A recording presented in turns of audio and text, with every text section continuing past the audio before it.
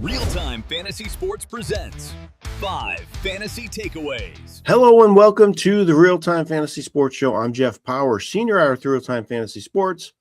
On today's show, I'm going to give you 5 of my fantasy takeaways for Week 15 of the fantasy football season. Definitely an interesting week of games. We had some absolutely monster performances from Kyle Pitts, Trevor Lawrence. These guys won fantasy games all by themselves. Hopefully you had some of these players on your roster and you came out successful in Week 15.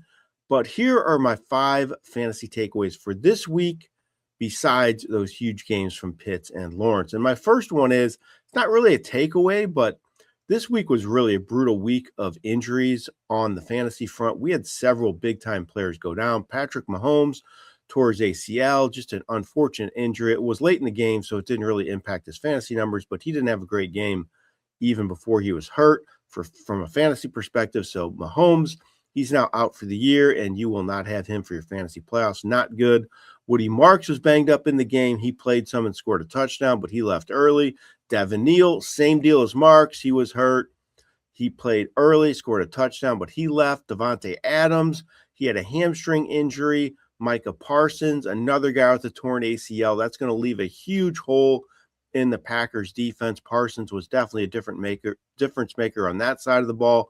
And then Javonte Williams was banged up in the Sunday night game. He was able to play, but he definitely did not look 100%. So that's another injury I would keep an eye on going forward. But I think that was one of the big takeaways was this week was just all the injuries. Just unfortunate. You hate to see it this time of the year for fantasy teams, especially because we're in so many crucial games, but it happens. It's football, and you got to try to deal with it as best you can. Hopefully they didn't impact you too much this week, but it could be an issue going forward. My next fantasy takeaway for this week is that I already mentioned a couple of the players, but unexpected players can win you a fantasy championship. As I mentioned, Kyle Pitts, he had the 5th best game all time at tight end, all time. 11 catches for 166 yards, 3 touchdowns, scored 45.6 fantasy points. Trevor Lawrence, he had 6 touchdowns in the game, top 40 fantasy points. The best teams don't always win their leagues. Just get in the fantasy playoffs. I say it every season. You just need to get hot at the right time. And guys like Pitts and Lawrence carried teams to victories this week. If you had them on your teams, you likely advanced in your fantasy playoffs, or if you're in the last week of the season, you likely made the fantasy playoffs. But as I always say, just get in. It proved it this week, in my opinion, because a lot of teams won games with some players who weren't exactly huge fantasy producers all season long. My next takeaway is TreVeyon Henderson. He's going to be the next fantasy star at running back. This guy is just unbelievable. Just a huge performance in his Week 15 game. Ran 14 times for 148 yards and 2 touchdowns. He also had 2 receptions for 13 yards, giving him 161 total yards in the game. Broke off just some huge runs. He scored 30.1 fantasy points. He has 28-plus fantasy points 3 of 5 games. Those are huge numbers. I'm just so excited about this guy's future. Hopefully the Patriots continue to give him the rock going forward and kind of phase out Ramondre Stevenson. They did later in this game after a huge gains early in this game. But Henderson's going to be a big-time fantasy star for years to come. I would not be surprised if he is a top 10 fantasy pick in drafts next season. My next takeaway is I'm not a Saints fan, but if you are a Saints fan or you have any Saints players on your fantasy roster, I would really be excited about them in the near future. I think this is an exciting young team. The coach, Kellen Moore, is doing a great job with them. They're not playing much for anything right now. They can't make the playoffs, but man, that team plays hard on both sides of the ball. They're getting after it. And Tyler Shuck, he looks like the real deal, especially from a fantasy perspective too. He has top 20 fantasy points, 3 straight games. He has 20-plus fantasy points 4 of his last 5 starts.